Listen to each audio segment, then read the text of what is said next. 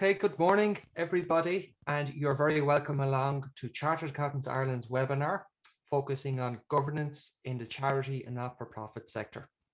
My name is Neil Fitzgerald. I'm the Head of Ethics and Governance in Chartered Accountants Ireland.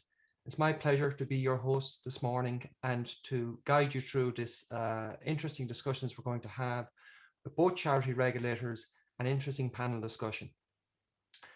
Without further ado, to commence proceedings, I'd like to introduce you to Keith Morrow, who is Chair of the Ethics and Governance Committee for Chartered Accountants Ireland, who would like to say a few words. Over to you, Keith. Thank you, Neil. Good morning, and you're all very welcome to this webinar on governance for charities and non-profits. As Neil said, my name is Keith Morrow, and I am Chair of the Institute's Ethics and Governance Committee. The role of this committee is to serve in an advisory capacity to Neil and his function, which is part of the wider Advocacy and Voice Department of Chartered Accountants Ireland. This morning's webinar is going to be focused on trending issues and challenges in the charities and non-profit sector. And we have brought together an expert group of speakers to address you, virtually I might add, on this interesting area. From the Charity Commission for Northern Ireland, we have their Chief Executive, Francis Mcanlis, and Sarah Finnegan, who is their Head of Compliance and Inquiries. From the Charities Regulator, we welcome Chief Executive Helen Martin. From the Carmichael Centre and Good Governance Awards, we are pleased to have Diarmuid O'Quirby, their CEO and Chair. And from More Northern Ireland and Chair of the Chartered Accountants Ireland Charity and Non-Profit Committee in the North, we have Dr. Rosemary Peters Gallagher, OBE. She's also a partner in More Northern Ireland. And finally, from the Ireland Funds, we have their President and CEO, Katrina Fottrell. The format will be addressed by both regulators, after which Neil will chair a Q&A session with them. And this will lead into a further panel discussion with our other speakers. Previously, a number of years ago, when we held a conference on this topic, it was face-to-face and held in both Belfast and Dublin to cover a wider audience and both jurisdictions. This time round, the current norm is the webinar format, and it gives us a great opportunity to get both regulators together and the panelists to discuss the charities and non-profit sector in general. I believe as we go through this, we will realise that the challenges faced by our members operating in this sector, either as employees or in a volunteer capacity on boards, are broadly similar, whichever jurisdiction they're sitting in. That is especially true with the COVID-19 pandemic and issues it is creating every day for many businesses and organisations. I'm looking forward to hearing the conversation across the next hour. And with that, I will hand back to Neil to introduce our first speaker. Thank you, Keith. And I might remind everybody that's participating in this event today, including you, the audience, that there is a Q&A function here on Zoom. You're quite free to put your questions into the Q&A that is being monitored. And my colleague Dee Moran from Advocacy and Voice Department is going to be monitoring that Q&A and will feed into me any questions that pop up. I do expect it to be a very thought-provoking session this morning, folks. So I do expect actually to be quite a lot of questions, and they are quite welcome. But at the same time, I don't expect that we might be able to cover every question. So apologies in advance if you ask a very relevant and very pertinent question that we do not get to, but we will do our best. Without further ado, I'd like to introduce Francis Mcanlis, as previously mentioned by Keith. She is the Chief Executive of the Charity Commission for Northern Ireland. And Francis is going to share with us a short presentation and provide us with some insights to the trending governance issues in Northern Ireland at the moment. Thank you, Francis. Thank you, Neil. Good morning, everyone. And thanks very much for the invitation to be here this morning. Particularly delighted to be here with our colleague Helen and our fellow regulator in Ireland. The two regulatory bodies work very closely together. And so it's good to be sharing the same event. So Chris, if you'd like to put the slides up, I'm just going to very quickly go through these slides. What I want to talk about this morning, and it is very brief, we've only got 10 minutes, is just really some headline issues. Chris, if I could ask you to move on to the next slide there, please. And so the first of these issues we all share. We've been dealing with a year of the impacts of COVID-19, coping with the pandemic, looking at the impacts on the charity sector. But the second of these is somewhat particular to the regulator in Northern Ireland, and that's the fact that in February last year, we had a Court of Appeal judgment which related to the way that our decisions are made. Previously, the legal understanding had been that the staff could take decisions on behalf of the commissioners. The law has now been clarified to say that only the commissioners, the board of the commission, can make statutory decisions. So we're working towards a legislative fix for this issue, but it has meant some changes for us in how we make decisions in the meantime. So anyone who's waiting for a decision from the commission will probably find that that decision has been slower, because now it goes to a committee of commissioners to have the decision made. So Chris, if you can move on to the next slide, please. I'll cover the first issue first, because that's the big one for all of us.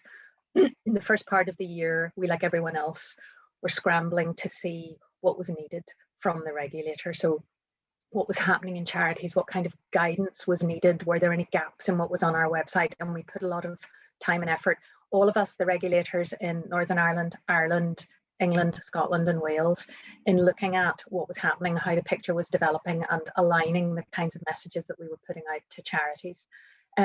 Because of that Court of Appeal decision, technically charity accounts and reports to any charities that have been put on the register by a member of staff, i.e. previous to 2019, when we first got a High Court decision on this, weren't obliged to submit their annual reports and accounts. So no charities were being marked in default at that point anyway. So a lot of charities were contacting us because of COVID and saying, we can't get our accounts ready, we can't get our annual reports together, we can't get an AGM organised. And we were able to say, look, that's okay. Those things aren't legally required at the moment anyway, until we get this legislation fixed. So nobody was being marked in default on the register as they would previously have been for missing a reporting deadline. But we had a range of other queries, and so we put some new guidance on the register related to issues like funding and finance, and that included guidance for charities or their trading subsidiaries that were facing financial difficulties with annual reporting, some guidance on the SORP, the Statement of Recommended Practice on Accounting Matters. So we tried to respond to the questions we were being asked in producing new guidance, and then keeping a list of the kinds of issues and risks that appeared to be, a database of issues and risks that appeared to be manifesting themselves in the charity sector. Chris, we can move on, please. So the top 5 issues that charities have been raising with us in the past year as they relate to governance were the inabilities to submit their annual returns before or on the deadline date. Challenges with holding AGM. So maybe governing documents said specifically that they had to be held in person. In some cases, in some very old charities, they have to be held in a particular room. So all of this is a good reminder, I think, to charities to constantly be looking at your governing document and see if it's suitable for the age that we're working in. And there was some flexibility given actually through UK legislation relating to companies about how things could be done, submission of accounts and reports, things like that. Other charities were then coming to us to ask about restricted funds, use of reserves, how they could fundraise, you know, really wondering, given that the world had changed, could they access some of those resources to keep them going? And sometimes the answer is unfortunately no, if those funds are restricted in certain ways.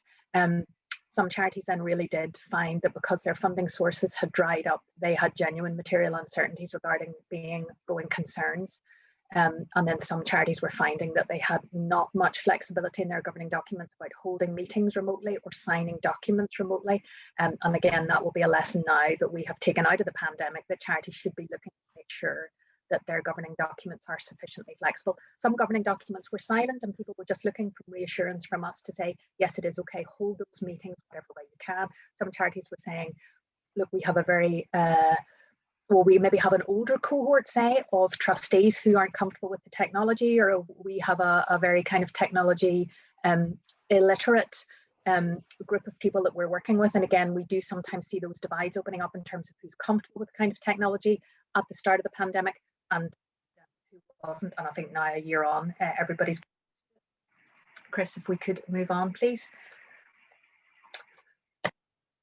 Just to come to the Court of Appeal issue then, as I said, decisions must now be taken by delegate that. We're hoping that the Minister of Northern Ireland is going to be able to fix that relatively quickly, but we have a temporary solution in place and have had for some time with a committee of commissioners making the decisions. So what that means is that, as I said, the charity reporting status is no longer shown on the register. Won't say if you're up to date, if your documents are due, if your documents were received late. But actually, charities that have been registered subsequent to those new decision-making procedures being in place will soon be hitting their first annual reporting deadline. Sorry about the barking, that may happen. And so we're going to have to switch that back on for some charities. Also then, reminder emails haven't been being sent out. We're really strongly encouraging charities to continue submitting those annual reports and accounts voluntarily, because that's a huge part of accountability to the public and transparency, which is what the regulation is for. And about 50% of charities, even though they're no longer obliged, have continued to submit those accounts and reports. So that's fantastic. It's really, really good accountability practice on behalf of charities. And of course, all of this caused a great deal of confusion and uncertainty, and we had to do a lot of work on our communications and the messages on our website to say, look, this is what's happening. Charities can still get on with their work. It hasn't stopped them being charities, and government is working to get this fixed.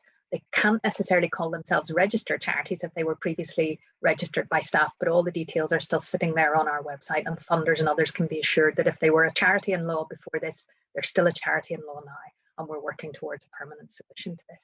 Chris, if we can move on to the next slide, please. So the Minister for Communities has actually commissioned an independent review of charity regulation in Northern Ireland, because not only have we come across this problem with the legislation, but we've been implementing it now for almost 10 years.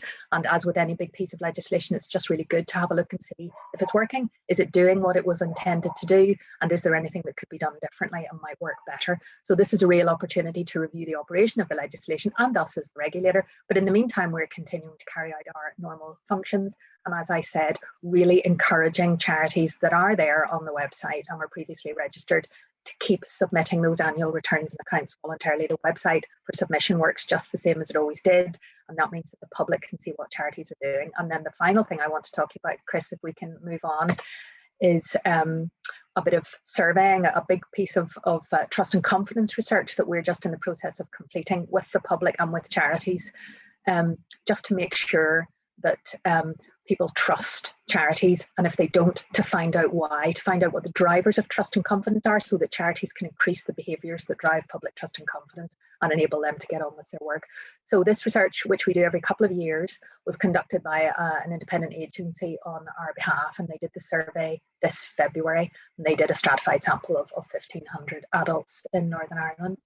And we've seen that the level of trust and confidence has actually gone up. This is a mean score, this 6.59 out of 10.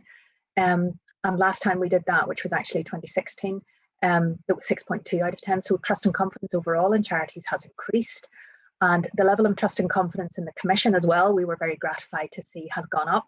Last time that was 6.9 out of 10, and now it's gone up to 7.24.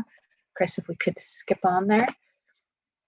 And what charities are, what those who were surveyed are telling us is the most important trust factor. So what is it that leads you to be trusting in a charity? And you can see these top four things are that donations and funds are used properly. That will hardly be a surprise. That a charity has a positive impact, that it actually does something that makes a real difference in the world. And this brings us into the world of impact reporting, and charities actually demonstrating the outcomes and the differences they make and doing that well, so that the public understand it. Transparency on charitable spending, and again, that's the purpose of the register. What are you doing with the money that you've received? And that a charity does what it says it will do, makes it trustworthy. Chris, if we could just skip on, and then my almost penultimate slide, views on charitable spending. And so what this survey is telling us is that the vast majority of people agree strongly that charities should be transparent about how they spend public donations.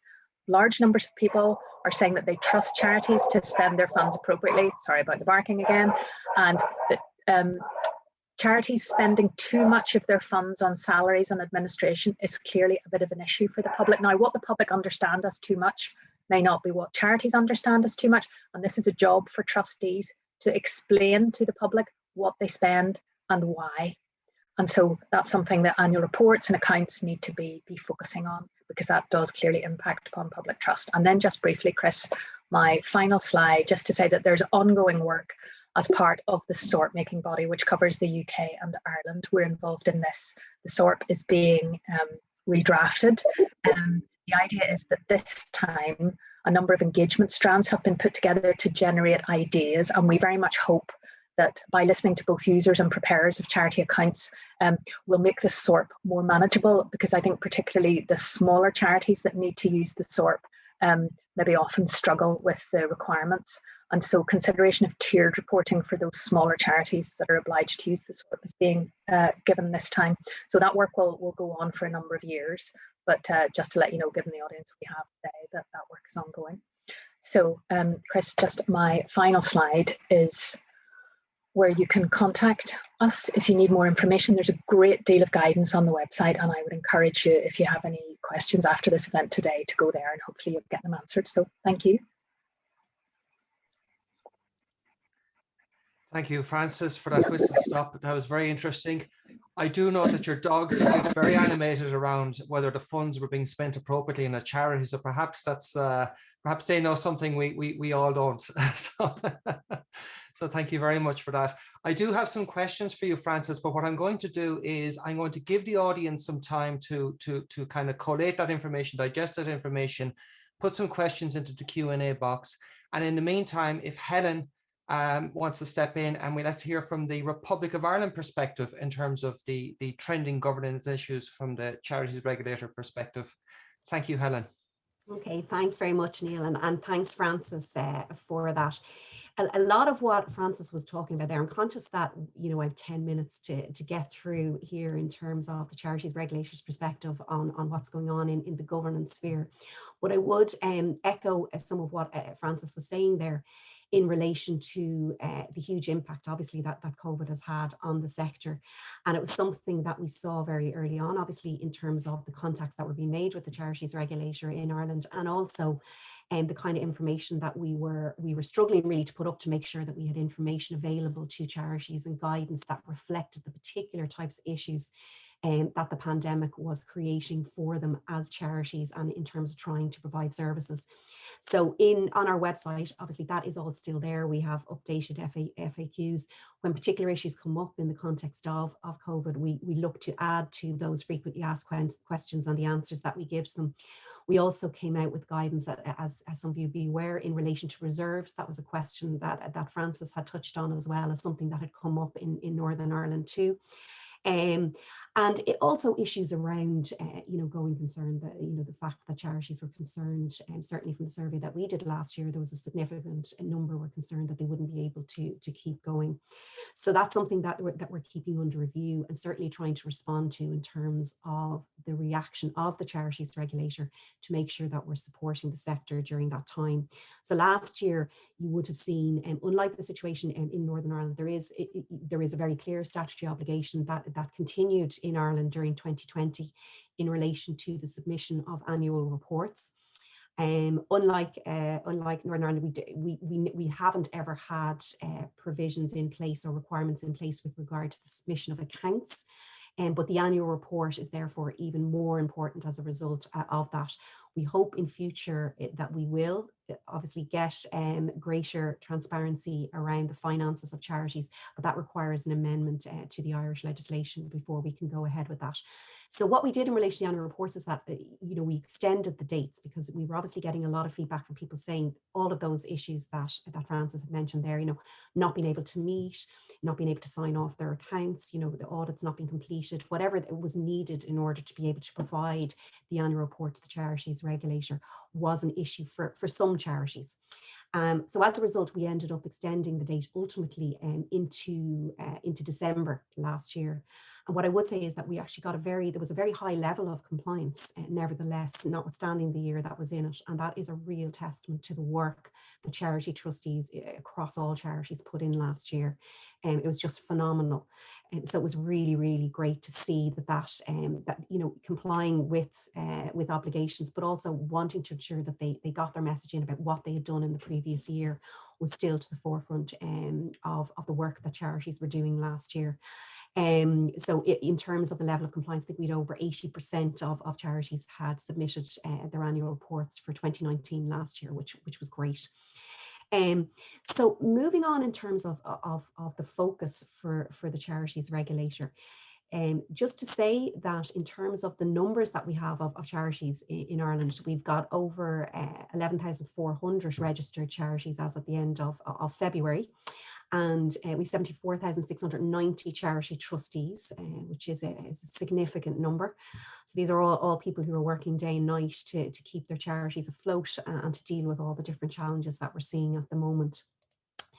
So the big focus for charities this year, and it was something that had come up, obviously it was a concern for charities last year because they could see it coming, was reporting to the Charities Regulator and declaring their compliance with the Charities Governance Code. And there was a lot of concern about what that was going to entail. So we came out with an information note last year for charities just to assure them this is what it's going to look like. So when you submit your annual report, you're going to be asked a question and you will have a number of options. You'll be able to say whether you're in full compliance, whether you are in partial compliance, whether you are just not in compliance. And there are options there within the annual report for you to explain, for example, if you're in partial compliance, what you're in compliance with and what you're not in compliance with. And where you've got timelines, in other words, where you're saying, look, there were particular issues associated with COVID that we weren't able to put this particular policy or this process in place, but our timeline is as follows. There's an option for you to do that in the annual report and to provide that information. And there's also an option for anybody who's in partial compliance to have that published on the register, but it is an option. At the moment, where charities are saying they're in compliance, then that will be published on the register. When you're in partial compliance, it's optional, whether that's something you want to appear on the register. And where you're not in compliance, nothing will appear on the register. And the reason for that is that this is really, the first step in terms of implementing and introducing the governance code to the sector. So as a Charities Regulator, we appreciate that charities are hugely diverse. Every charity will have different issues, but the common goal is certainly to have basic standards of governance in place. But this is very much a process, and it's very much, the first year. So to the extent that as charities, you're in any way registered, in any way concerned about the fact that you're suddenly going to be, wrapped over the knuckles or something like that by the Charities Regulator because you're saying you're only in partial compliance or you're not in compliance. That's not in fact the case. We've made it very clear to everybody, I hope, in terms of the information note that we had last year, that we will be taking a proportionate approach to this. And there has to be a focus from everybody's perspective on the longer term objective of the Charities Governance Code. And that is that we increase standards of governance over time. We are not going to see 100% compliance rate this year. We don't expect that. But what we do expect is that charities will have engaged with the governance code and will have a plan, at least, for how they are going to reach full compliance. So what I would say is, very briefly again, because I'm conscious that I'm running out of time, we've obviously had some responses so far this year. I think we've had around 400 charities already submit their annual reports, and as part of that, they've made their declarations with regard to governance. We had said originally that we would be sampling. So what it means is that we will get in touch with charities in relation to their declarations. So whether you're saying you're in full compliance or partial compliance. Where it's full compliance, you will be required to provide a copy of your compliance record form. That's not something that you need to supply as a matter of course to the Charities Regulator, but you need to have it to hand, because that's where you're recording what actions you've done that meet the standard or particular standards set out in the governance code, and where you can evidence that. So what we have found out, very interestingly enough, and admittedly it is a very small sample, we've been in touch with some of the charities so far this year that have declared compliance. And what I would say as a positive is those that we found that are in compliance and are able to evidence it, really high standard with regard to their compliance record form. And one of the things that is important to note there is it's not about the length or the amount of text that you put into your compliance record form. I would say be short and sweet. You just want to say, this is our understanding of the standard, this is what we do to meet the standard, and here's the evidence. And your evidence might be that a particular issue was discussed by a board at a meeting on X date. And that's all you need to put into your compliance record form. And you're able to then pull out the minutes because this is where we show you that we've actually discussed this issue as a board and we've made a particular decision. So as I said, a very, very high standard. For some charities, though, what we have found is that the charities aren't in compliance. So they have declared, they've actually put a declaration that's now appearing on the register that they have declared compliance. And when we actually discuss it with them and we look for the evidence, it's simply not there. And in some cases, there's a genuine misunderstanding that, you know, people did believe that they were in compliance, but then when we've gone through the compliance record form, we've talked them through it and we've shown them some areas where, in fact, there would be issues about compliance with a particular standard. So our idea there is really to bring people into compliance and to talk to them about it and to point them to any guidance or particular template documents that are available to them. There is a small number, though, that have given us some very interesting reasons as to why they declared compliance but aren't. One of these would be, I don't know what the Charities Governance Code is. So that's quite a worry when we've got charity trustees saying that at this point in time, since it was launched in 2018. Or another one that's come back as being an excuse for this is that our auditor or accountant submits our annual return to the Charities Regulator, so it's not our fault. Now, that is, any of those responses are going to be an issue for the Charities Regulator. Because obviously every charity has an authorised filer. You have somebody, as charity trustees, you have somebody who's authorised to submit your annual report for you. But the trustees of an organisation, you know, if you take anything away from this talk here today, it's that, do you know who your authorised filer is? And are you satisfied that you've seen the annual report that's being submitted to the Charities Regulator? If you're using a third-party service providers, such as accountants or auditors, or legal advisors, or anything like that, you know, do they understand the obligations that you're under as charity trustees? You know, do they know about the Charities Governance Code and the new section that's in the annual report, and how important it is to be accurate in terms of responding to the questions that are put there? And that is something that I would say absolutely, you know, check that, because there are significant issues for us, not necessarily about the fact that, you know, you've declared compliance when you're not. Obviously, that is a concern, but we would have very considerable concerns about the extent to which the charity trustees are actually overseeing the work of the charity and its activities, where we get those kind of responses. So, you know, just to, I suppose, finish up then, what I would say to everybody there is, look, we have a special section on our website for the Charities Governance Code. There are answers to frequently asked questions there. We're constantly reviewing and updating them based on what you are telling us as charities or as advisors to charities are the kind of questions you have. There's a whole toolkit there. There's a new sample compliance record form for non-complex charities. Have a look at that if you're concerned about the compliance record form. And there's also a video of training that was provided to over 1,000 charity trustees last year. And that training was provided by Carmichael on behalf of the Charities Regulator. And it's really good training for anybody who's looking for some guidance on this. So finally, if you're wondering where to start, what I would say to you is look at the 10 steps to compliance that you'll find on page 11 of the Charities Governance Code. And I would say don't start with the compliance record form. If you're a charity that has not really engaged with the Charities Governance Code yet, start with the code. Start with the code itself, sit down with the rest of your trustees, read it from top to bottom. If you're a newly registered charity, you're probably going to find you're already in substantial compliance with it, because you will have had to do a lot of the different policies and different things when you're applying to register as a charity anyway. And the next thing I would say is read it and then agree a plan. And as I said, don't be put off by the compliance record form, and don't be afraid to contact the Charities Regulator either. Okay, we can be contacted on governance.code@charitiesregulator.ie.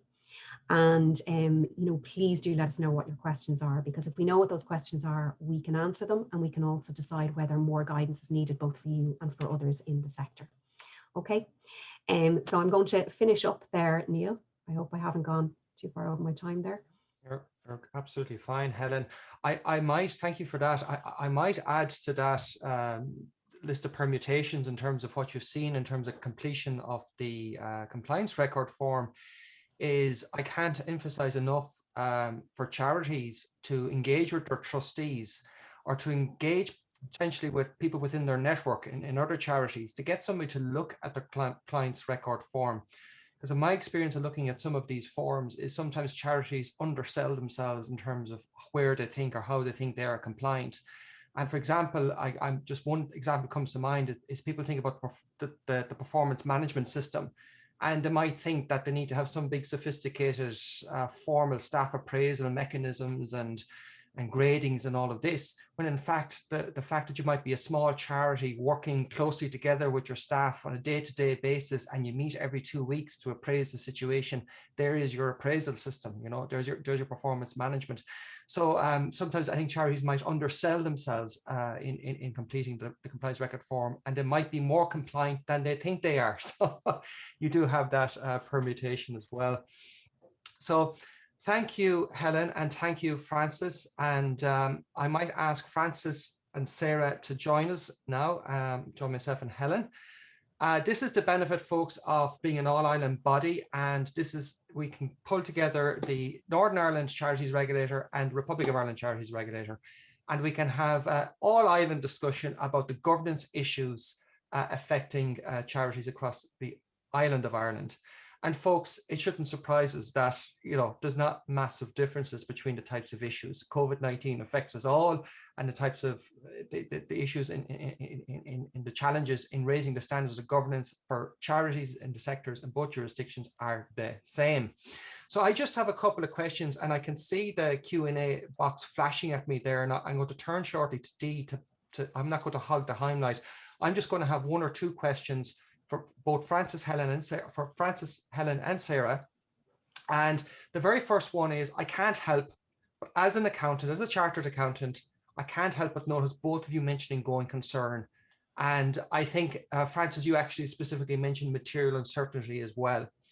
And those are challenges that are affecting businesses, not just charities, not-for-profits, but businesses in the private sector as well. But specifically with charities, I mean, short of the funding issues that might arise, but also because of the impact of COVID-19 and the I suppose restrictions and ability for charities to fully provide their services, that can also have a bearing on their going concern. But I suppose more pertinent, what are the key issues giving rise to the uncertainties that you are seeing or hearing about? And from a regulatory perspective, what measures would you expect a charity to put in place once this red flag of ongoing concern is raised? Because it doesn't necessarily mean they have to shut up shop, but it does mean certain action has to be taken. Yeah. What would you expect? Well, the kinds of circumstances that are giving rise to this are, as you say, fundraising collapse. So if you were a charity that relied a lot on public fundraising, or those were your methodologies, trading subsidiary collapse. So if you relied a lot on charity shops, which haven't been able to trade, or you had other kinds of trading subsidiaries whose business has now ceased. So there are a number of issues that can lead to that worry around going concern. The kind of steps we want to see trustees taking are looking at a plan for fundraising income, looking at their outgoings, because actually what's happening a lot of the time is that the outgoings have gone down. There's a question in the Q&A there about this, you know, outgoings go down, sometimes fundraising has stayed static. And we would look at wanting trustees to have a plan to re-regularize the balance between the income and the outgoing. And that in some cases involves charities that I know of having had a conversation around actually shutting down the trading subsidiaries because they've become a drain on the charity's resources, and that is no longer the best use of the charity's resources. We want to see trustees having very, very difficult conversations in areas like that, fully understanding that if it's a public fundraising issue, switching that money source back on isn't an easy task, and they may not even feel it's possible, but they have to take all the steps that they need to take to remain within the law in terms of if they need to look at staff redundancies, they need to look at their employment obligations, they need to look at their leases and their assets and various things. We want to see them putting a plan in place as soon as they become aware of these issues. Perfect. Helen, would you have anything to add to that, or? No, Francis. Yeah, no, I concur, and it is something that we would be expecting, as Francis said, to see, which is that idea that people are fully engaged and don't have their heads in the sand about it, because that's where charities can find themselves in really big difficulties. So in other words, they don't consider it all. They decide, they're so committed to the cause, they're so committed to the purpose that they can't see, for example, that in fact they may have to restrict or reduce the services that they're providing because they simply don't have the funds to continue providing them. That's a really difficult conversation for charity trustees to have. So that's another example of the kind of discussion that you have to have if you find yourself in that position. So yeah, I would absolutely concur with what Francis is saying there. It's the level of engagement, and it's coming up with a plan wherever that plan might unfortunately lead you to, you know. Perfect. I'm involved in a charity myself, and I remember over a year ago now, actually, in advance of COVID-19. Actually, COVID-19 had nothing to do with the decision, but the CEO and the board made the brave, difficult decision to actually exit from its retail outlets because they were actually, when they assessed everything, they said, look, in terms of the effort being expended, in terms of the purpose of the charity, in terms of what it's set up to do, the retail outlets were just not the core, if you like, reason, the raison d'etre of the organization. So they made the difficult decision to exit those. So they're tough decisions that have to be made at times, but made for the right reasons. That's what you want. And one more question I will just put to you, because Francis and Sarah, you've just completed in Northern Ireland a survey on trust. Helen, I know from discussing with you offline that you are planning to continue to carry out a similar exercise in the Republic of Ireland. And I guess ethics being part of my function here in Chartered Accountants Ireland, I can't help but comment on trust. Interestingly, when I looked at the results presented by Francis, I noted in particular, and it was around the time your dog started barking, Francis, actually, but I think it was at 58% of the respondents of charities spend too much time or spend too much of their funds on salaries and administration. And this is a little nod as well to a question I see in the Q&A there. Acknowledging that there will always be subjectivity around salaries for a role, you know, especially when you consider the risks associated with holding a position, and of course the organization wants to attract the best talent, etc. Is there enough understanding amongst the public in terms of the costs that a charity incurs and the benefits that arise from those costs? Because at the end of the day, a lot of charities provide services. And if you look at service organizations in the private sector, salaries and administration does constitute a huge proportion of their costs. So how much of that breakdown in trust, or that's not breakdown in trust, but kind of low trust rating for that specific one, is down to probably the expectation gap, and that charities may not be communicating the benefits that those costs are providing? I suspect that most of it is down to that expectation gap. I mean, we get vox pops all the time on the media in Northern Ireland where people say, well, charity staff are paid, they have staff, you know, like charities, surely they're all volunteers, they're not all working for free, you know, as if you're going to be running a vast mental health service provision charity that's bigger than some parts of the public sector for free with volunteers. So there's a huge communication job here for charities and for trustees to explain that it does cost money to have people who are the right people in a competitive job market to run highly important services for very vulnerable beneficiaries. So to me, that is completely a communications job. And trustees, there's a question here about you know, performance-related bonuses and things. Those are entirely decisions for the trustees. The trustees need to think, is this the best way to spend our charitable resources? And the answer might be yes. Getting the best people to provide your very important service, those kinds of bonuses might be the best way to spend your charity's money. Then your job becomes, how do we explain to people that this is the best way for us to provide those services? So it's not a question of anyone saying, no, you shouldn't do that, or yes, you should do that. It's a judgment call for trustees, and then a communications message about the fact that this is what charities look like in the modern world. Now, not all of them. 50% of charities in Northern Ireland have less than £20,000 as their annual income. So not all of them. And so often if people's experience of charities is at that level, they don't see what the big giant service providing charities actually look like and the very complex jobs they're doing and the job market in which they're competing to get the best people. Thank you, Francis. Dee, I'm going to turn to you and see if we can throw a question or two from the audience. Is there anything there we want to call out? Sure, yeah. One for Helen, actually. A couple of people have asked if there's any timeline for the legislation in relation to implementing the Charities SORP. Yeah, unfortunately, I don't have an update on that. I think there is progress, but I've been saying that for years now. I'm afraid to say it anymore because we haven't actually seen it.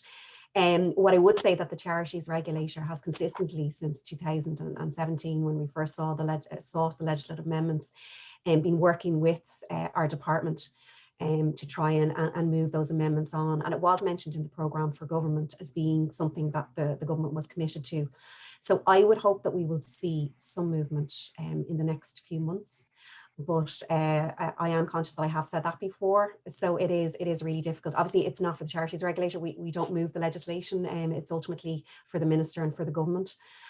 So we're kind of in a position similar to everybody else in waiting to see, but we're using every opportunity we have. And I have to be honest with you, a number of things have come up over the last couple of years and even in the last year that have made this even more important. And one of the things, just to say, to pick up on something that both Neil and Francis have mentioned there, we have actually done the research. We've actually done Ireland's first tranche of the kind of research that Francis and our colleagues have been doing for a number of years in Northern Ireland. And we're hoping to publish that over the next few weeks. And certainly I can say that in general terms, the kinds of issues that we saw associated with levels of trust and confidence are not different from what they've seen in the results of the survey in Northern Ireland.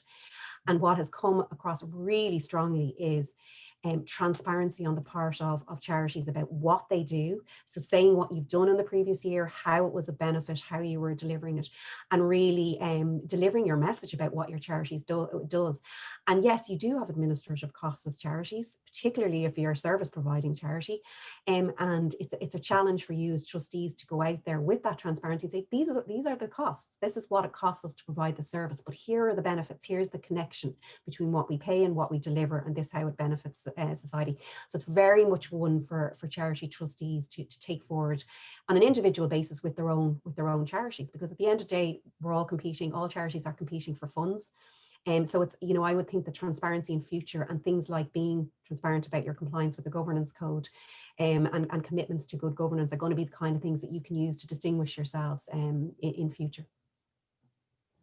Neil, if I could just add to that, there's no magic number here. So there's no magic level of your charity's resources that you should be spending on administration, on governance costs and staff costs, just the same as there's no magic number on reserves. All of these are decisions for trustees based on what their charity needs and what they can justify as the best use of their charity's resources. So regulators are pressed really regularly, literally every time we review the SORP.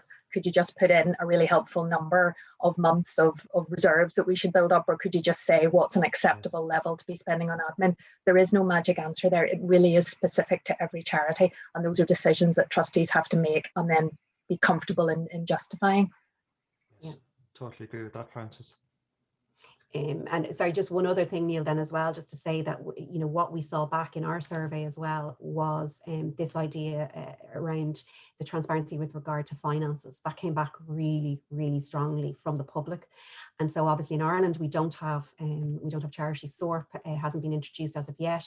And we're not necessarily getting the accounts of all charities. So for example, if you're a charity that's an association, we can't pull your accounts and show them on the register because they're not on the company's register.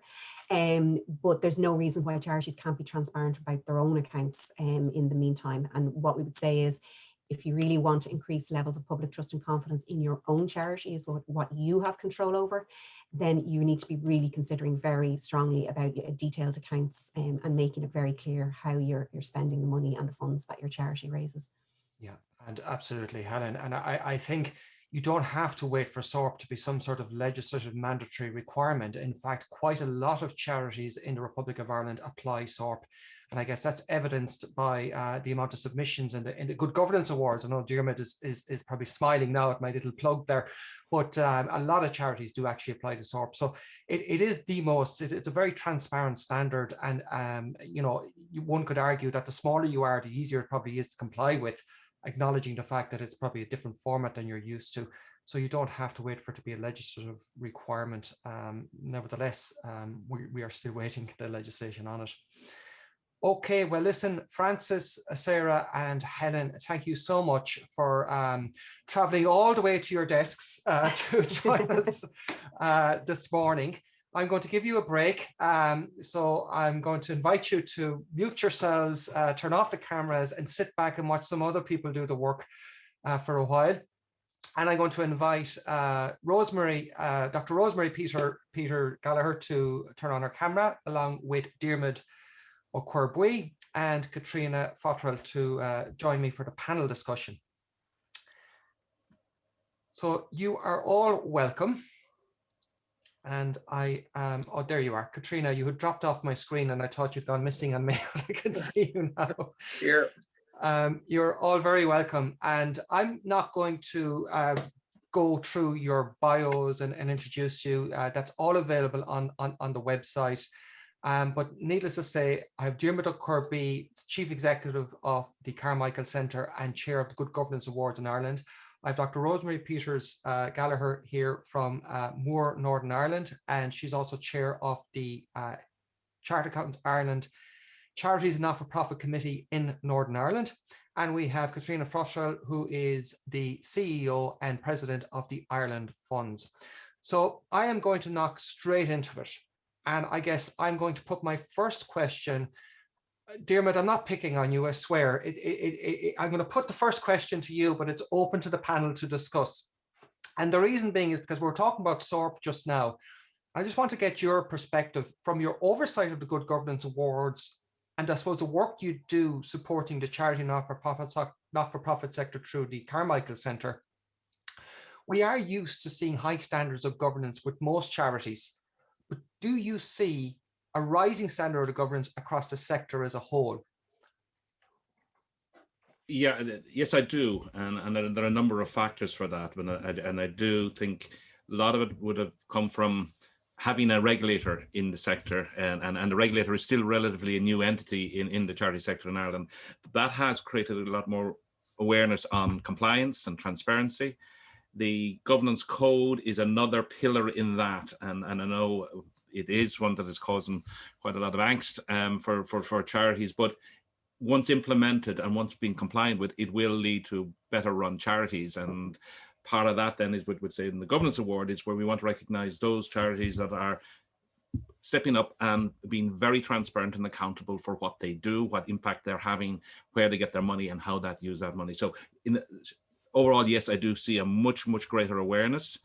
You know, is it 100%? Absolutely not. But I think there has been a significant step change in the last 5-6 years, and that is growing and building momentum. So I think it is positive, but it is, trustees are becoming much more aware of their responsibilities and their requirements, and that adds additional levels of stress, but also sort of action in the sector, which has been overall has been positive.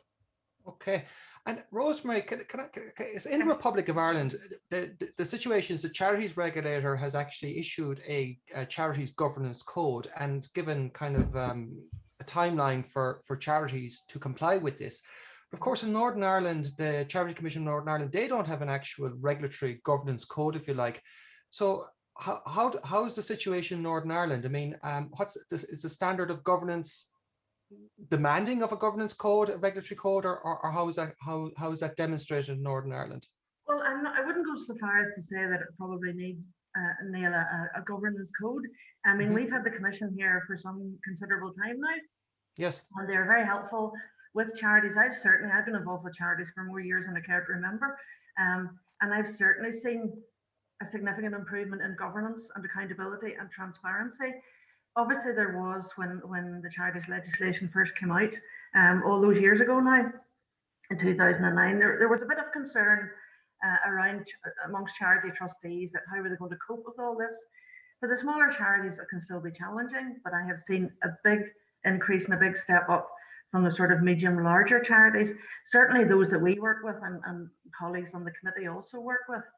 And I think there's a great willingness within the charity sector, by the trustees, by the people who are employed by the charities, and also by volunteers to get it right, and to be transparent, to be open, because they realise they're dealing with other people's money and they're having to account for that. So I see a big improvement there. And I've also seen, I mean, there's been talk about going concern. I have seen since the pandemic started that a lot of charities are acting very responsibly, and they are looking at their business plans. they're tweaking them, they're looking at their cash flows, they're taking it seriously. And conversely, we had a webinar up at the Ulster Society about a month ago there, and conversely, we've been finding, because of the way funding has gone, because of furlough grants, job retention scheme, some charities are a bit more cash rich than they thought they might be. And I know one of the questions was about reserves maybe being a bit higher than you would expect. Conversely, but the other side of that is we see that trustees are planning for when that stops. So when the grants stop, when work kicks back in again, and they have to plan for that. So it's a long-winded way of saying, yes, I see a big improvement. And there is a lot of useful help and guidance on the Commission website. I'm not just saying that because Francis and Sarah are here, but you can also lift the phone to people within the Commission and get advice if you have a concern around a governance matter, but hopefully your accountants and auditors would help. I totally agree. We are actually blessed, in fairness, Rosemary. We're not saying it just because Helen and Francis are here, but we are blessed that we have very approachable regulators in Northern Ireland and the Republic of Ireland. Katrina, if I may turn to you for a slightly different perspective, Katrina, because what you're hearing probably this morning is a huge amount of work that goes in behind the scenes on ensuring a charity is compliant with governance codes. And there's a huge amount of work that goes into reporting, and you've heard reference to SORP, which is a format of accounts that charities report under to be transparent about their sources of income and how they're spending that income. From a philanthropist perspective and from a donor perspective, what are you looking for? What information are you assessing when you're looking at a charity and deciding where to give your money, if you like? Yeah, well, look, I mean, I would say, you know, the entire conversation this morning has been really interesting. And, you know, the question that we would get probably second to, you know, of availability around funding is looking for recommendations for trustees. I mean, that is just, you know, everyone is looking at their board and constantly trying to, I think, find ways to, you know, change their board, increase their board, particularly around the area of fundraising and philanthropy. And I suppose, you know, look, transparency is the obvious one. I think just trying to access information, if the information isn't there, and having the confidence to put the information, you know, out there for that's easily understandable. You know, I don't think anyone will join a board without full understanding and transparency now around how the organization is run, how funds are spent, all of that. So I think that is the absolute key. And I think there's been huge progress in that over the last 5 years, I would say, in Ireland. But, you know, I suppose the other thing that, you know, I think there's an opportunity in all of this. I mean, you know, I think the compliance burden or the compliance sort of system that's in place now is significant, and that has changed. I think the benefits around that outweigh the challenges in terms of implementing it.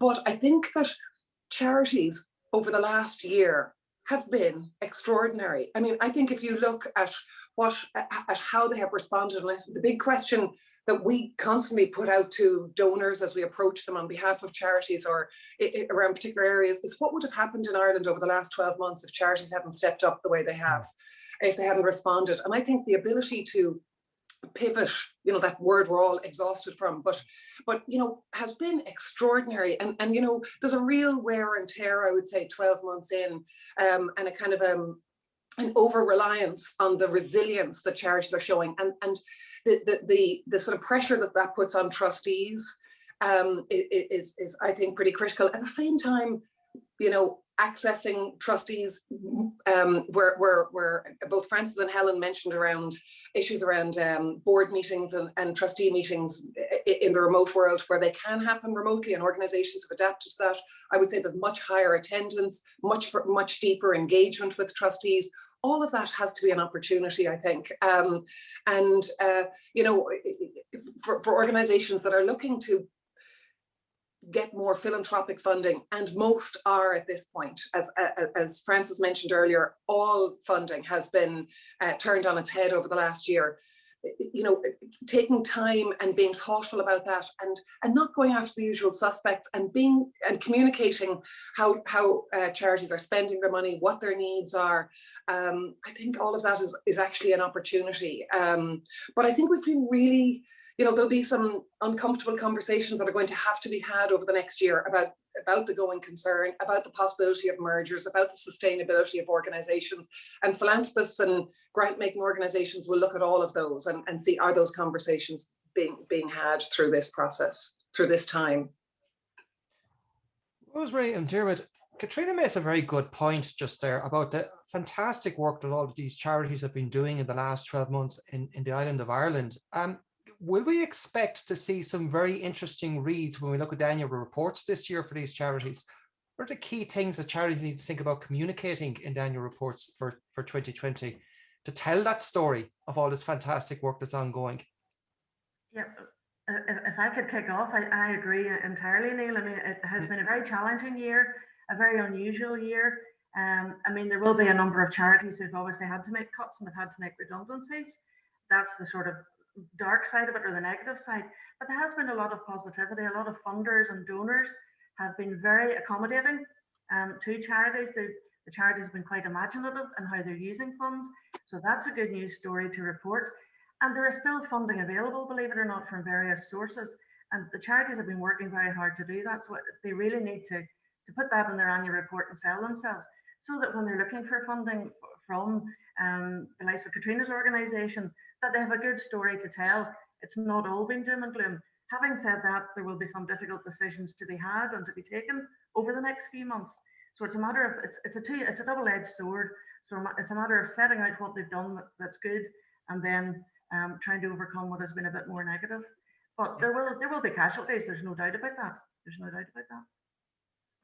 Yeah, I would agree. I think 2020 has been an extraordinary year in so many things. But one thing that struck me about is the resilience of the charities during this process, but also the creativity and innovation in being able to respond different ways to the challenges that was posed. And that has been sort of, heartening, meeting and talking to charities. It's been phenomenal how people have been so creative, how adaptable, flexible, and getting stuck in to sort out issues. So I think telling your story in 2020 will be different from previous years, but there'll be loads of material. I do think some of it will be looking at in terms of what have we learned and how are we going to apply it, and what difference will our learning, our forced learning that we had in 2020 will mean for so many dimensions of what we do. So I think, there's plenty of things to talk about. I think sustainability will come more into 2021. I think part of it was we got over 2020, but I think still the challenges will be in 2021. The going concern issue will be looming large, and I know we're just going through our own audit process, and it was quite a rigorous from our auditors about being able to answer that question. So I think that will get a lot more focus. But really, for me, was a year of adaptability, creativity, and innovation, and it's building on that. And seeing what was possible. That I think the reach of a lot of charities has increased in terms of the new ways we've tackled reaching out to our beneficiaries. It's how we incorporate that back. And I know a lot of us are waiting to be able to do in-person as well as remote services and online services. But I think that will enrich the total offer. So lots of material to go with. And I think really that it was a year of resilience, flexibility, and stepping up to the challenge. Yeah. What are the biggest challenge that CEOs of charities and trustees have faced so far this year, Dermot? Oh, there's a lot in that, and it varies from charity to charity. Some charities, and I know it was mentioned, have done quite well last year in terms of that the government did step up to the plate in terms of securing the funding, the flow of funding, and there was some additional funding there. I think fundraising was a challenge for some organizations. I think a lot of you had good connections with your support group, because a lot of fundraising is local in terms of you have a connection with the issue that's been fundraised for. That has picked up a bit, but there are some that will struggle and have had to be quite creative. The other thing is that what does this mean for us in terms of our sustainability going forward? And I know the question Katrina mentioned is collaboration, partnerships, mergers, all of those things I think will come back onto the agenda. I know it is one of the things in the governance code is that the board should be on their dashboard of considering that, and I think that will come into it. But it's difficult to do mergers, and I came from the private sector when I've been involved in mergers. It's difficult to do mergers. They're timely, they're costly, and it is looking at the support. And I do think that the state needs to be partnerships in this, because you know, you're conflicted in where do you put your resources and energy into, and if you put it into a merger process that doesn't work out, you know, what have you taken your eye off the ball in terms of your core purpose? So it will be something that boards need to seriously think about, but I think it is something that the boards themselves will need help, and whether it's coming from the state or for philanthropic organizations like ourselves in the wheel. But it is one of those things that we need to rethink, and how do we help organizations to go through a proper evaluation process and see, are there different ways of delivering the services that we're doing? Can we do it in partnership, collaboration, or with others, or are there others better than we are? And we need to think, do we need to continue providing that service? So these are big questions that CEOs and boards will need to look at. Rosemary, my observation in Northern Ireland is there's a lot of collaboration that goes on between charities, especially when it comes to application for certain funding. Does that present challenges to the governance of individual charities? Does it present a threat to their purpose or to their objectives in any way, or does it cause tension once that funding is got in terms of how it's allocated to the individual charities?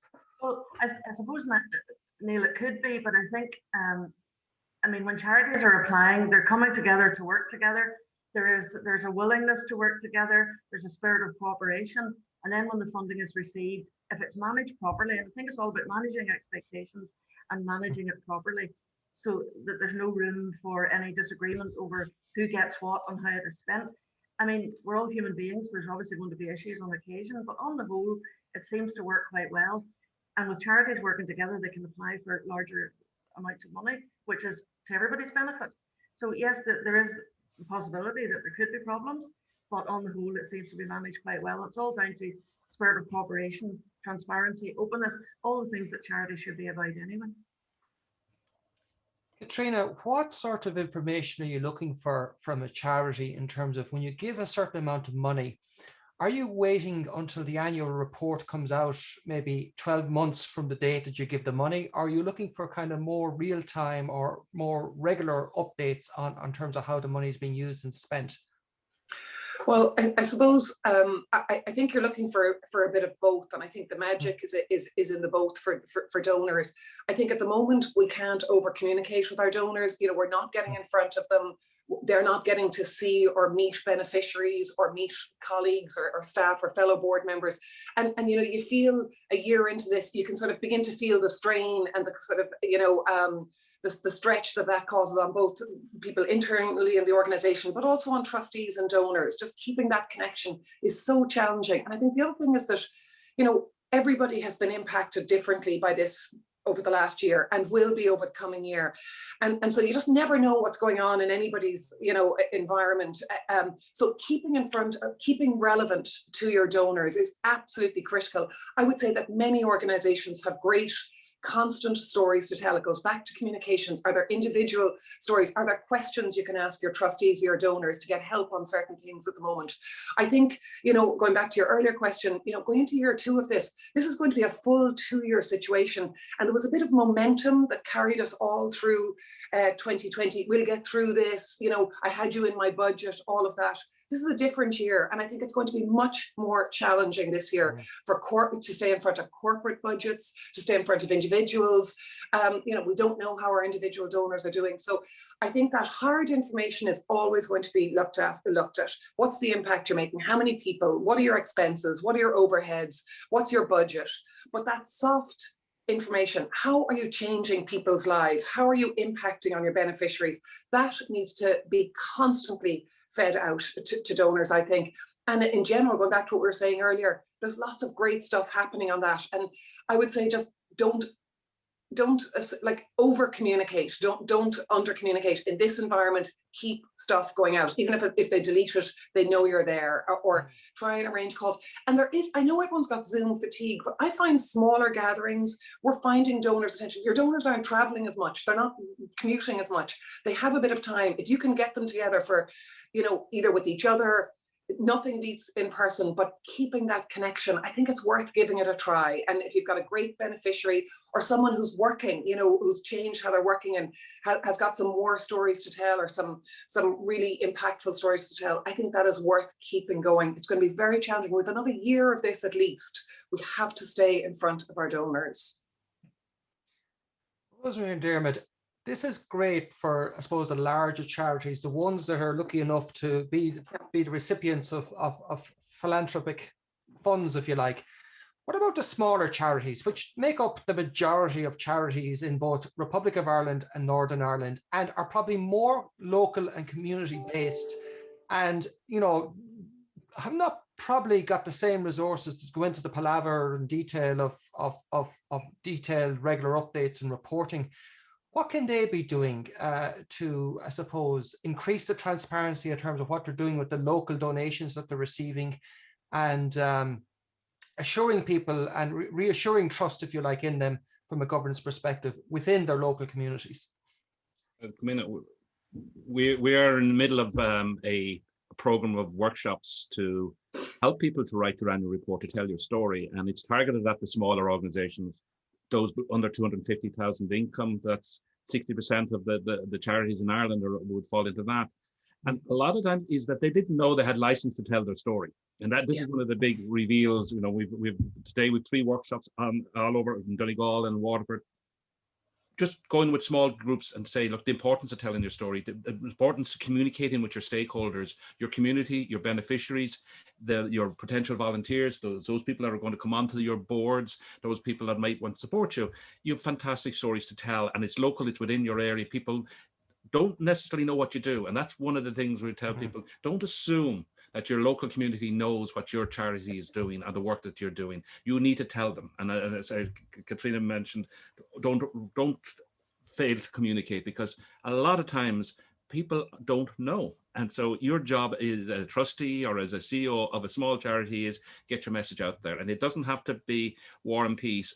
Good, clear messaging about what your organization is about, why you were set up, what you're doing, who's involved, what difference you're making, what your challenges are, who can help, and put it like a call for action. Yes, and also you'll meet your compliance requirements by putting together a good report. So we've been working with, we have a template. We got it's a free series of workshops. We've at this stage we've over 500 people have gone through that program.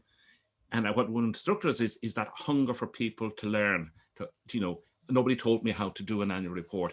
We just picked up what we did previously and we just copied that, and that was what we did as our annual report. So it's sort of, you have a license to tell your story, and it makes it much more interesting when you tell your story to your community, to your stakeholders, and it can open a lot more doors if you do it right. And it doesn't have to be a PR glossy. It is you talking to your people in your words. And I think it's a once you sort of get people realize that there's an excitement about, yeah, we should, even if it's a 2-page newsletter, once a month to your community, tell people constantly, this is who we are, this is what we're doing, this is the difference we're making, and we would like others to help us on our journeys of helping our community. I think it's the same here in Northern Ireland, Neil. I totally agree with Dermot. A lot of our charities here are below the £250,000 threshold for income, but that doesn't mean they have to spend vast quantities of money on marketing and publicity. Social media is a great tool. I never thought I'd ever say that, but it is. And you know, we're finding that with local charities, I mean, obviously we're all accountants or whatever here, and we can help our clients, but there are other bodies, umbrella bodies, that for free will help charities to design their annual report. The annual report is obviously once a year. Not everyone is possibly going to look at that, but if they can use that to publicize themselves, but also use, as Dermot said, local media, local publicity. It doesn't have to be anything fancy, but it's amazing what you can do on Facebook, Twitter, and all the rest to get your story out and alert people. Particularly in this time, people have had more time over the last year to consider things. They've saved up a bit of money. They're more than ever willing to give funds to charity. So it's about getting your message out, good positive message. And one final wee point, something that is coming more to the fore in GB and will be coming our way, is impact reporting for charities. So what impact is your charity having? Yes, you've got funding, you've spent it in a certain way. What actual impact, what difference has that made? And that's going to be more to the fore, so they can be a bit of a step ahead and use all the free advice that's available to them. And Dermot, Rosemary and Katrina, I think that's an important point, because smaller charities below the 250k mark, if that's your measure, I'd even go further and go below the 50k mark. Within local communities, they're agile and they have the ability to make a real and actually almost immediately measurable impact within that local community, because it's not an international charity, it's not a national charity where they don't know if people are, if they're making much of a difference, but you can immediately see it in a local community. And I know where I live as well is the more vocal the charity is in terms of what it's doing, even if it's tidying up the neighborhood or getting funding for a certain purpose, by communicating it as well, it deals with a point that Katrina made earlier on, is by communicating what's happening. And we have a WhatsApp group here for local residents association, very basic, I know, but listen, by communicating what's going on and the regular updates, especially over COVID-19, and we are watching out for our vulnerable and elderly neighbours, etc. What it's done is it's raised awareness of the charity. And to address a point earlier on raised by Katrina, in terms of attracting trustees to help out in the organization, it also benefits because it makes you want to get involved. You said, this is doing great work. I've got a skill set. I want to get involved and make a difference within my local community where I can measure my impact immediately. So it's actually, there's a lot of force to be good. I'm just a bit surprised, Deirdre, that it's a big reveal in 2021 that people realize they can take the social media and tell their story, but no, just progressive. If I mind, just one of the stories from, if it's typical of one of the workshops, I had a trustee from an autism charity in the northeast of the country, and I said that they started communicating with social media, and most of the community thought they were a state body, that they were funded by the state. You know, suddenly said, no, we're all volunteers, and you know, this is the services we do, and suddenly they got people are interested. Oh, can I help? And I think it is, you know, get out there, you tell who you are, what you're doing, and the impact you are making in your communities. But there are loads of people that would be willing to step up if they only knew what the ask is. Absolutely, Dermot. Absolutely. And you move away from those kind of corner shop conversations where, oh, look at your one or look at your man, always getting involved in things because no one else will, you know. This will hopefully promote other people getting involved. Folks, I'm just conscious of time, and I just want to turn to Dee to see, Dee, have we got a question we want to put to the panel from the audience? Yeah, a couple of questions in. First of all, there's just an interesting statement. Person says that they agree with Dermot that the 2 V's are very important, to be visual and to be vocal. Just then on the SORP accounts, this is one that this person would be interested in hearing the panel's views, and it's in relation to he's an auditor, and his view is the SORP accounts are not user friendly, and that really most directors and trustees don't see any value in them.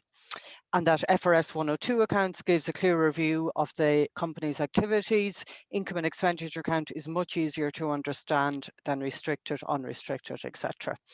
The proposed threshold of 250 is much too low. It should be 1 million plus. So just wondering about the panel's views on that, please. It's a very good question. Could I kick off, Neil? Sure, please, Rosemary. Yeah. Well, I think it's a very pertinent point, and I know that the regulators both referred to the SORP when they were speaking. I mean, obviously the SORP is being reviewed. There is a review body, and there's representation from the north and the south on the periphery of that body. But I think, I mean, there's always been this problem. We used to have 2 SORPs not so long ago for smaller charities, one for larger charities. When FRS 102 came in, it's trying to sort of squeeze a financial reporting standard that was designed for commercial sector into the charity sector, hence the new SORP. So I think there is a recognition that there is a problem and that it does need to be simplified. And there is good representation on the SORP body, the working group, from smaller charities to try and see if they can get a way around this to try and make it more user friendly. Because I know I spent my life trying to explain that to well-educated people who have good financial nous, and you start talking about restricted and unrestricted funds and their eyes glaze over, and it shouldn't be like that. But at the same time, charities are different from commercial operations. So there has to be some way of trying to marry the two. And Yes. that's what the new committee is working on, and I wish them well. Yeah, yeah. No, yeah. So in the interest of transparency, I am on the SORP committee, Oh. and it is absolutely, it is one of the, it is getting a lot of airtime. It's the difficulty of when you're trying to get something to fit a number of purposes and objectives, it can be complex, but the message of making it more user-friendly for the smaller charities, which, as we said, the figures are, the vast majority of charities are small. It's the other challenge is trustees engaging in the process. There is a tendency for trustees sometimes to outsource the work to the accountants, and what comes back is the financial statements are done, but the story part, the narrative part, isn't as engaged by the trustees as it should be. These are real issues. There is approach go for a tiered approach. We don't want to have multiple versions of SORP because that adds to complexity as well. So it's a live issue, and as Rosemary said, there's quite a heavy representation from the smaller charities on the committee, and those views are being made loud and clear. Yeah, and I'm sure my colleague Dee would agree with me. We have that issue from a professional body perspective that, you know, when you have multiple standards for the same thing, it's always going to cause confusion, especially when you have differences within those standards and how to account for the same thing. And that can cause confusion for the advisors and preparers of accounts, if you like. I know with SORP, for example, there's a certain way you have to account for grants. And you can't use certain policies or procedures that FRS 102 allows, and it can just cause confusion and that. So the simplification process isn't always simple to achieve. Folks, also it is SORP is under FRS, you know, so it has only so much it can do. It can't go a la carte. So there are constraints on what can be done in terms of the accounting standards and conventions that can be applied. Perfect. Thanks, Dermot. Well, folks, listen, we are out of time, and I just want to thank you for that fantastic discussion and keeping it going. Sorry, I did warn the panelists in advance, folks, that I was going to be rapid fire with my questions, and I think they did very well, and they didn't duck a single question. So thank you very much for that. Thank you also very much to Francis, Helen, and Sarah for the first part of the session. Just before we go, I just cannot pass up the opportunity, given the captured audience that I have, to share with you or details of our upcoming governance conference, which is taking place on the 22nd of April in 2021. So a month from yesterday, we have a very interesting conference taking place on governance, focusing on the theme of boards and sustainability. And folks, we have a fantastic lineup, including leader of our country herself on Taoiseach. Again, it's an all-island event, so we are delighted that we'll also have the Minister of the Economy for Northern Ireland, Diane Dodds, jointly opening that conference. And we have a whole range of very good speakers, from non-executive directors on boards, chairs of boards. We get various different perspectives from executive directors from various different organizations. We get the investor perspective, and we'll even have somebody from the Climate Disclosure Standards Board, and we have somebody from a non-executive perspective on terms of an oil and gas company, in terms of how you embed sustainability within an organization. So it's a very interesting lineup. So I encourage you all to come along. It's a month from now, so you have plenty of time to make some space. And with that plug over and done with, I'm going to thank you very much for attending today. Apologies if we did not get to all the questions, but needless to say, this will not be the last webinar that we do. And thank you very much again to everybody, and stay safe. Thank you.